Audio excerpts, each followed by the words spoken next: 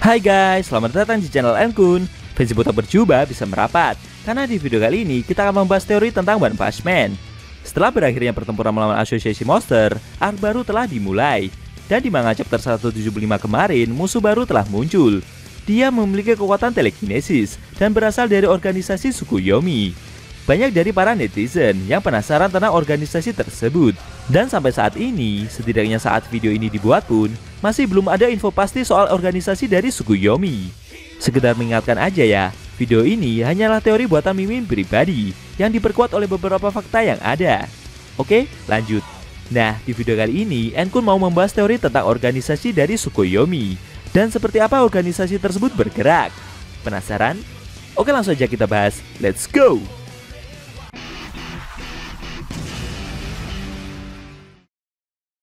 Di dunia One Punch Man ada beberapa organisasi, dan sebagian pengikut dari cerita si botak, organisasi yang paling terkenal ada dua, Asosiasi Pahlawan dan Asosiasi Monster. Namun di chapter 175 kemarin muncul seorang pemuda yang memiliki kekuatan telekinesis. Dia mengaku jika berasal dari organisasi yang bernama Tsukuyomi. Banyak dari para netizen, para fans One Punch Man dan termasuk Enkun sendiri yang penasaran soal organisasi tersebut. Karena di manga originalnya pun, nama organisasi itu tidak pernah terdengar, apalagi harus muncul. Di manga originalnya hanya diperlihatkan kalau Tatsumaki memiliki cerita atau urusan masa lalunya dengan beberapa pengguna Esper. Sayangnya, sampai saat ini pun, para pengguna Esper itu siapa dan memiliki suatu organisasi atau tidak, nggak ada penjelasan konkretnya. Kalau menurut Enku pribadi, ini bisa dibilang adalah improvisasi dari Yusuke Murata guys. Dia mungkin sudah berdiskusi dengan mangakawan untuk membuat cerita One Punch Man jadi lebih berkembang. Sekarang kita bahas, apa itu organisasi Tsukuyomi? Berdasarkan cerita dari manga One Punch Man chapter 175 dan 176 yang baru rilis kemarin, organisasi Tsukuyomi itu adalah suatu perkumpulan para Esper. Atau lebih tepatnya, mereka ini seperti menciptakan pengguna telekinesis buatan sebanyak mungkin. Awalnya, mereka meneliti para pemilik kekuatan psikis. Namun semakin kesini, para profesor yang ada di dalam organisasi tersebut sepertinya menggunakan data yang mereka dapatkan untuk menciptakan orang-orang agar bisa memiliki kekuatan telekinesis. Hal itu bisa dibuktikan dengan cerita dari Tatsumaki yang saat itu makan malam bersama Fubuki. Tatsumaki mengaku kepada adiknya kalau dulu tubuhnya pernah diteliti oleh kelompok yang bernama Tsukuyomi. Hal tersebut bisa diperkuat dari cerita beberapa chapter sebelumnya, tepatnya saat Tatsumaki kecil yang diselamatkan oleh Blast. Waktu itu, Tatsumaki seperti sedang diteliti di dalam suatu laboratorium yang berada jauh di dalam hutan. Nah, menurut Enkun, itu adalah laboratorium yang dimiliki oleh organisasi dari Tsukuyomi guys.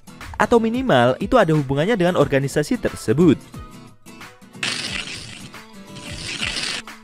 Kalau kita ingat lagi, saat Tatsumaki kecil dikurung di dalam laboratorium tersebut, di sana dia tidak sendirian. Ada banyak anak kecil yang memiliki kekuatan seperti Tatsumaki. Secara kebetulan, di suatu momen, kecelakaan terjadi, sehingga membuat seekor monster mengamuk. Waktu itu, para peneliti berusaha melarikan diri. Bahkan salah satu profesor berkata, jika Tatsumaki adalah subjek yang tidak berguna, dan tidak masalah juga kalau mereka tidak menyelamatkannya. Beruntung, Blast datang menolong. Pahlawan itu menyadari jika kekuatan dan bakat yang Tatsumaki miliki begitu besar. Hanya saja dia tidak mau menggunakan kekuatannya tersebut. Dengan adanya insiden itu, akhirnya Tatsumaki bisa bebas dan kembali bersama keluarganya. Menurut Mimin, organisasi Tsukuyomi ini seperti kecolongan guys, dengan usaha yang Tatsumaki kecil lakukan. Kalau saat itu dia tidak menyembunyikan kekuatannya, mungkin organisasi tersebut akan menciptakan para Esper yang memiliki kekuatan besar. Di manga chapter 176 kemarin, Tatsumaki sempat beradu serangan dengan pemuda dari organisasi tersebut. Dia sendiri juga mengakui kalau organisasi Tsukuyomi sepertinya mengalami perkembangan di penelitian mereka dalam mengembangkan pengguna telekinesis buatan. Fubuki yang melihat kekuatan yang dimiliki oleh pemuda itu merasa jika pria tersebut adalah orang yang kuat. Bisa dibilang, level kekuatan dari Esper yang berasal dari Tsukuyomi ini lebih kuat daripada pahlawan kelas B tersebut ya guys. Tapi beda cerita jika diadu dengan Tatsumaki. Mungkin kita akan tahu hasilnya di chapter selanjutnya ya. Satu fakta atau hal yang bisa dibilang pasti dari organisasi Tsukuyomi ini, itu adalah soal aktivitas yang mereka lakukan. Mereka ini adalah organisasi yang hanya tertarik dengan dunia para Esper atau pengguna telekinesis saja. Makanya saat penyerangan para pahlawan ke markas Asosiasi Monster kemarin, organisasi ini nggak ikut andil bagian. Karena menurut pandangan mereka, itu hanyalah pertempuran dari para pahlawan melawan para monster saja. Barulah setelah pertempuran itu berakhir, organisasi tersebut mulai bergerak. Penyebabnya sendiri itu adalah ulah dari para staf elit milik Asosiasi Pahlawan. Karena mereka merasa kekurangan dana, sehingga mereka memutuskan untuk menjual Psikhos kepada organisasi tersebut. Tentu saja Tsukuyomi menerima itu dengan senang hati. Mereka pasti menyadari dengan kekuatan besar yang Psikhos keluarkan, tepatnya saat berada di kota Z.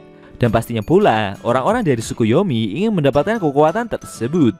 Pemuda dari organisasi itu juga berkata kepada para staf elit kalau mereka akan membelah kepala dari Psikhos demi untuk meneliti tentang kekuatan dari mata ketiga yang wanita itu miliki.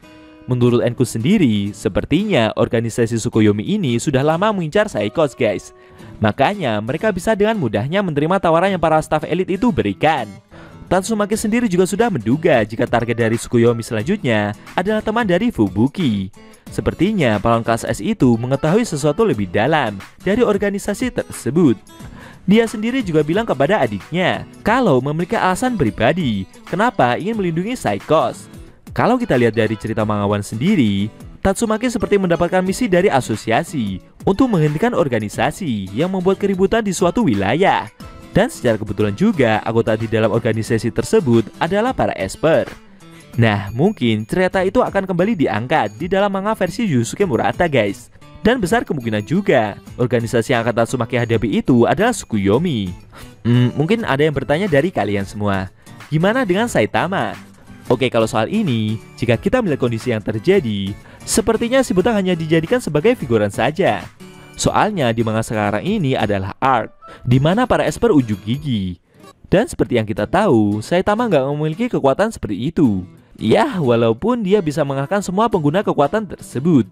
Di sisi lain pula, organisasi Tsukuyomi nggak tertarik sama orang yang nggak punya kekuatan telekinesis, meskipun karakter tersebut sudah overpower sekalipun. Mungkin beda cerita lagi ya guys. Kalau nanti di chapter berikutnya, Saitama bikin gara-gara sama Tatsumaki, atau bahkan dengan organisasi Tsukuyomi. Barulah setelah itu, mungkin organisasi tersebut bakal menaruh perhatian sama si botak.